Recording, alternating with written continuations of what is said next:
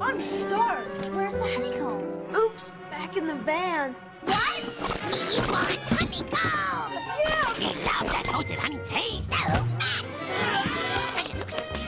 Huh? 3 bears! It's me, Goldilocks!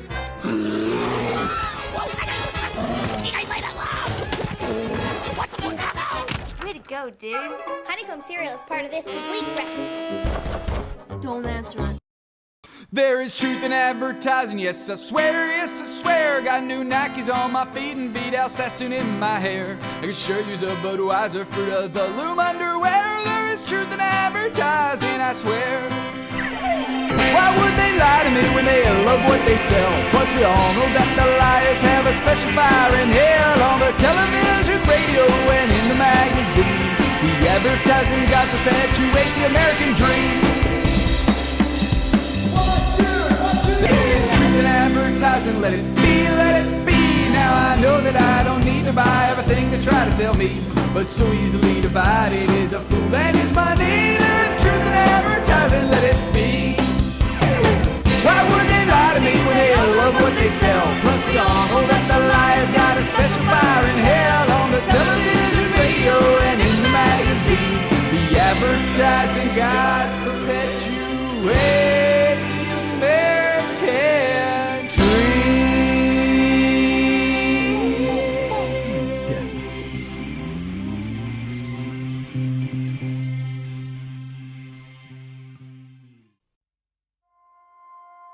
Cereal mascots are nothing new. They've been around for decades. Whether it's the Trix Rabbit, Tony the Tiger, or Lucky the Leprechaun, all of them are still prominent today, even if their redesigns, in the case of Poor Toucan Sam for example, have made them wholly unrecognizable.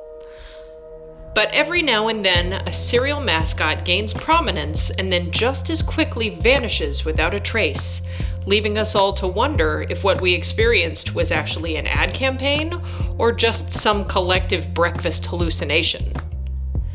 Such a thing happened with Honeycomb cereal. The cereal, which has been in production since 1965, introduced their most famous mascot in 1995, a small, furry little whack job by the name of Crazy Craving. Crazy Craving's name means the character is the anthropomorphization of hunger itself, as he possessed small children and transformed them into honeycomb fanatics who will stop at nothing short of total societal destruction to get to the cereal they so deeply desire.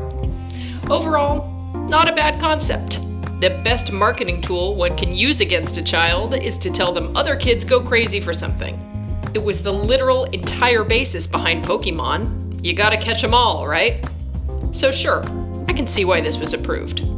But that approval, even with its conception based in legitimate strategy, doesn't make the whole thing any less baffling, to be honest. In that he looks like a Tasmanian devil got stuck in a hairdryer, Crazy Craving defies all categorization when it comes to just what the hell he actually is. This isn't shocking, as many creatures, mascots or otherwise, designed toward kids are often animalistic without outright being animals. It's a safe playing field to put oneself in within the marketing world when trying to reach a target audience so young. Kids like animals, so it only makes sense that they'd naturally gravitate towards something that, even if it isn't a real animal, is at least animal-like in essence. Especially if said animal-like creature can turn them into crazy animal-like creatures whose only goal is to eat the very cereal he's promoting. Especially if said animal-like creature can turn them into crazy animal-like creatures whose only goal it is to eat the very cereal he's promoting. It's all very safe marketing, frankly, and nothing really out of the ordinary. The thing is, he wasn't Honeycomb's first, nor their last mascot. Before Crazy Craving, they had the Honeycomb Hideout. Whether a clubhouse can be considered a mascot is up for debate, but it's iconic enough to be worthy of mention. Then, in the 1980s, they had the Honeycomb Kid, who sought what he called the Honeycomb Secret. Now, these weren't nearly as memorable. And after Crazy Craving bit the proverbial dust, he was replaced with Bernard, a boy who was raised by bees and likes honeycomb, likely because of the whole, raised by bees thing. I wish I'd been raised by bees. That's a dream come true, really. What a lucky boy. But here's the thing. This isn't just an episode about a dead mascot. This is an episode about a dead cereal. In 2008, Honeycomb was discontinued entirely, much to, from what I can tell, really nobody's notice. In fact, we here at Dead Mascots headquarters hadn't even been aware of this until we began doing research for this episode, so it came as quite a shock to us. However, the death seemed to only last a decade, as in 2018 the cereal was rebirthed and put back on the shelves, though many people claim it wasn't the same and sounded fairly disappointed in this new venture.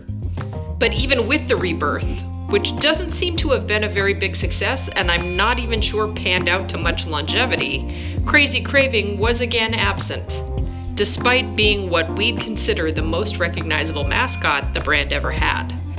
Again, anyone who grew up in the 90s would easily recognize Crazy Craving if you showed them a picture of him. Recognize him in perhaps the same way one would recognize Bigfoot, where you squint and search in the deep recesses of your brain until you unlock a long ago trapped memory about the confusing creature that aired during the commercial break of your Saturday morning cartoon lineup. But either way, you'd recognize him. But, as with many mascots this season, there's very little to any actual information at all regarding his creation or his discontinuation, so a lot of this is just pure riffing on mid-90s goofiness. We've run into this issue a lot this year, honestly. Far too many mascots with far too little history. We had to do some serious digging to unearth anything about Cheezosaurus Rex, but otherwise Juan Valdez, the Foster Imposters, and now this guy all have very little information or very little interesting information about them, and it's made things sort of difficult for us. We want to give you a history of Crazy Craving. We want to tell you who created him, who produced the commercials, who did the early CGI, why he was discontinued, but much like the serial's discontinuation itself, there's just not a lot of information out there about him. And perhaps that's for the best, right? Leaves it with a fair bit of mystique, after all. Like a whirlwind fuzz tornado, he swarmed into our lives and our television screens and our kitchen pantries, and he delivered us to a bizarre ad campaign with a delicious cereal, and then just as unceremoniously, he vanished once more into the night, never to be seen again. Maybe that's how we should remember him, really. As a blustery blizzard of cereal, fur, and confusion. God bless you, you creepy little critter, you, wherever you are, for giving us a once gloriously sweet cereal that will forever live on in the hearts of breakfast lovers for years to come. A cereal mascot has one job, and that is to extol the virtues of their cereal. The Trix Rabbit is often chasing after Trix. Lucky the Leprechaun is often keeping his cereal to himself, while Tony the Tiger continues to tell you his cereal is great. Crazy Craving was no different in the end, so perhaps lore is unnecessary.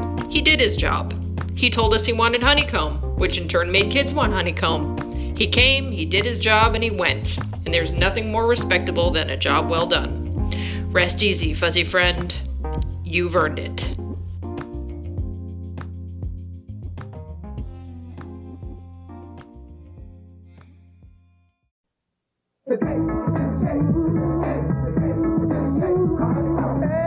I'm in the mood for the munch.